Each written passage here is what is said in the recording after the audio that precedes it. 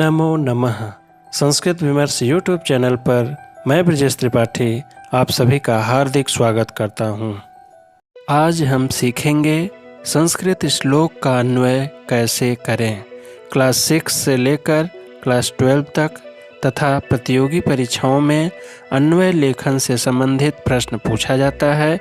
इस वीडियो में अन्वय लेखनम से संबंधित सभी बातों को सरलतम विधि से स्पष्ट किया गया है, अतः वीडियो को अंत तक जरूर देखें।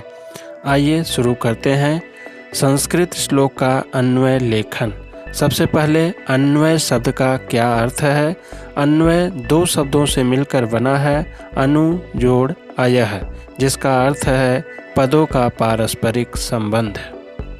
अतः श्लोक से अर्थ के अनुरूप सरल वाक्य बनाना ही अन्वय है। जैसा कि हम जानते हैं कि श्लोकों के छंदोबद्ध होने के कारण पद सही क्रम में नहीं रहते हैं, अतः उन शब्दों को वाक्य के रूप में लिखना अन्वय कहलाता है। अन्वय लेखनम में ध्यान देने योग्य बातें।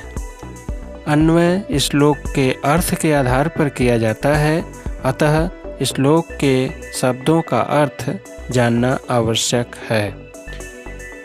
अन्वय में कर्ता को वाक्य से पहले व क्रिया को वाक्य के अंत में लिखना चाहिए।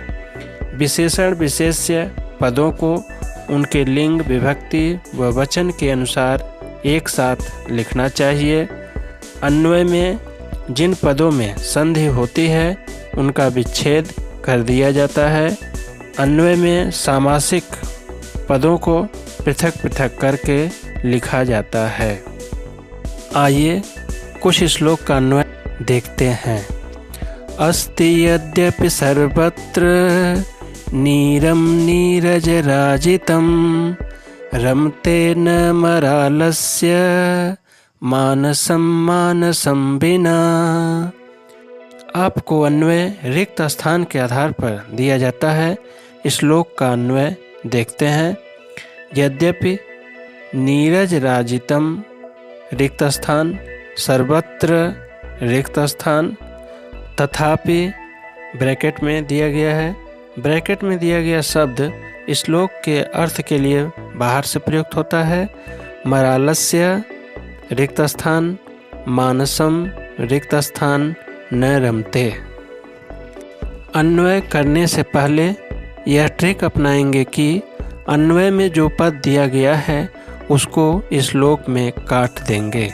इससे अन्वय करने में आसानी होगी। अब देखिए, अन्वय में आया है यद्यपि, श्लोक में यद्यपि कट कर देंगे। इसी तरह नीरज राजितम कट गया, सर्वत्र कट गया।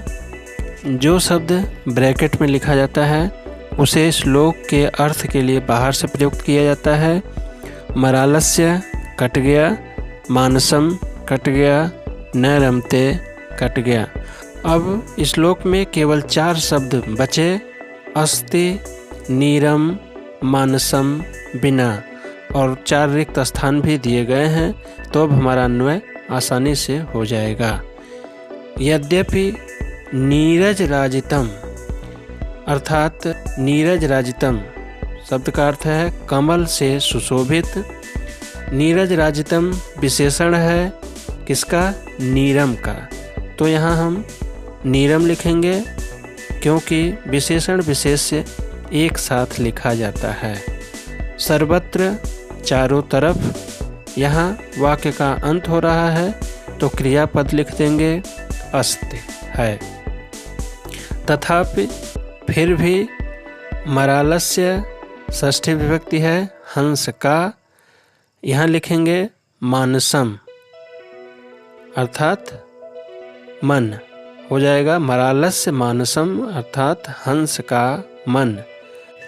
यहाँ मानसम पुनः प्रयुक्त हुआ है जिसका अर्थ है मानसरोवर। अब लिखेंगे बिना, अर्थ हो जाएगा मानसम बिना, अर्थात मानसरोवर के बिना न रमते नहीं लगता है। एक बार पुनः मिलान कर देख लेंगे कि श्लोक का अन्वय सही है या नहीं।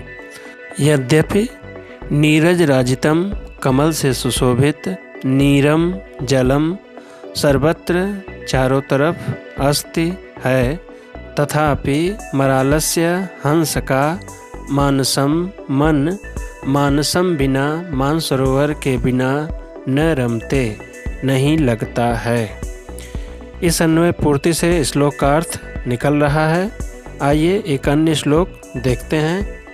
नीर क्षीर विवेके हंसालस्यम त्वमेव तनुषे चेत, विश्वस्मिन् अधुना अन्यः कुलव्रतं पालिष्यति कः। इस श्लोक का अन्वय देखते हैं।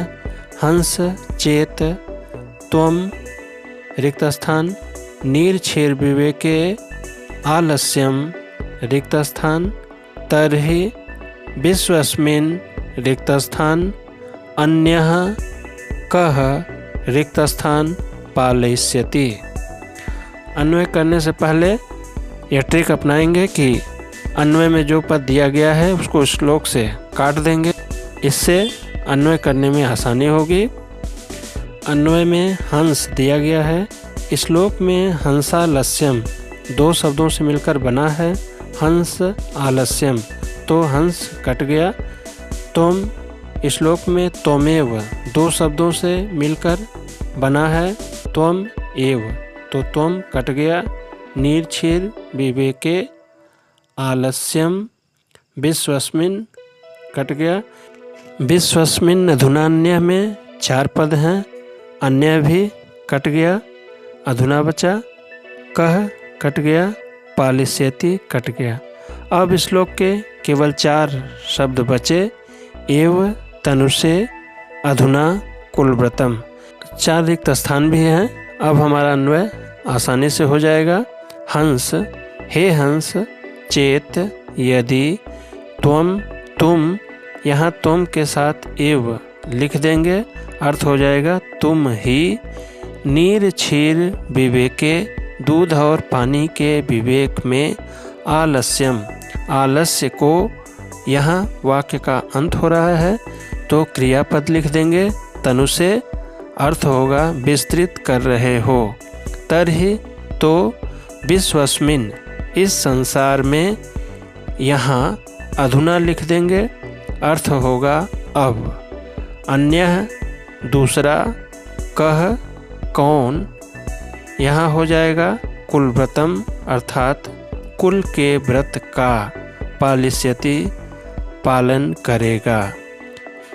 एक बार पुनः मिलान कर लेंगे कि श्लोक का अन्वय सही है या नहीं। हंस, हे हंस, चेत यदि, त्वमेव तुम ही, क्षीर विवेके, दूध और पानी के विवेक में, आलस्यम, आलस्य को तनु से विस्तृत कर रहे हो।